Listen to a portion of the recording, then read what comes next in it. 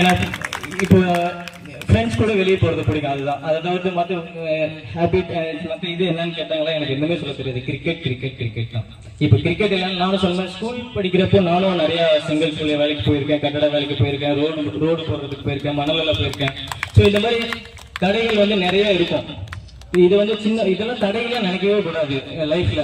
ஏன்னா இது வந்து இருக்கிறத வச்சு தான் பண்ணணும்.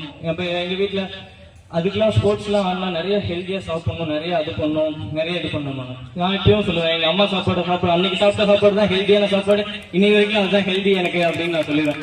அதாவது ஸ்போர்ட்ஸுக்கு தடை வந்து உங்களோட மைண்ட்ல இருக்கிற அந்த ஒரு தாழ்வு மண்பானம் தான். ஏன்னா இருக்கிறத உங்க பேரண்ட் வந்து அவ்வளவு அருமையா இருக்கிறத வச்சு உங்களை வந்து அவ்வளவு பொக்கிஷமா வளர்க்குறாங்க. ஒரு நல்ல ஸ்கூல் எஜுகேஷன் கஷ்டப்பட்டாவது உன்னை படிக்க வைக்கிறாங்க. ஒரு ஸ்போர்ட்ஸ் பிடிச்சதுன்னா அதுக்கு இன்வால்வ் தான் பண்றாங்க. இப்ப இருக்கிற பேரண்ட்ஸ் எல்லாம் நான் பார்த்துட்டு இருக்கேன். முன்ன மாதிரி இல்லை, இப்ப எல்லாருக்கும் உங்களுக்கு ஃப்ரீடம் கொடுக்குறாங்க. ஆனா அந்த ஃப்ரீடத்தை நீங்க மிஸ்யூஸ் பண்ணாம உங்களோட கோலை நோக்கி நீங்க கண்டிப்பா பயணம் செய்யணுங்கிறது தான் என்னோட ஆசை. ஸோ ரொம்ப சந்தோஷம் உங்களை பார்த்ததில்ல. என் லைஃப்ல நான் நிறைய இன்டர்வியூல சொல்லியிருக்கேன். இருந்தாலும் எல்லாருக்கும் ஒரு வழிகாட்டி கண்டிப்பா இருப்பாங்க.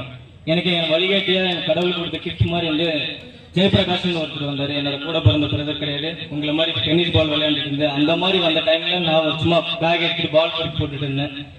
எனக்கு டென்னிஸ் பால் தான் உலகம், கிரிக்கெட்னா என்னன்னே தெரியாது. எனக்கு கிரிக்கெட் பால்னா என்னன்னே தெரியாது அப்படின்ற மாதிரி சேலம் மாவட்டத்தை விட்டு தானது கிடையாது எனக்கு. ஸோ சேலம் அதுதான் தெரியும். எனக்கு டென்னிஸ் பால்ல நிறைய கப்பு வாங்குறது பிடிக்கும். ஸோ எனக்கு அந்த ப்ரைஸ் மணியோட அந்த கப்பு வாங்குறது ரொம்பவே பிடிக்கும். ஏன்னா என் வீட்டில் வைக்க கப்பு இல்லாமல் நான் வாடகை வீட்டில் தான் இருந்தோம். ஒரு 10 ரூம்ல ஒரு 10 பேர் தங்குவோம், மண்கரை தான். ஸோ என் வீட்டில் கப்பு வைக்க இடம் இல்லாமல் ஃப்ரெண்ட்ஸ் வீட்டில் வச்சுக்கோ ஒரு 300-400 கப்பு வாங்க பிடிக்கும். அவ்வளோ கப்பு வாங்கியிருக்கேன் நான் அந்த ஃபீல்டில். ஸோ நான் இது என் பெருமைக்காக சொல்லலை.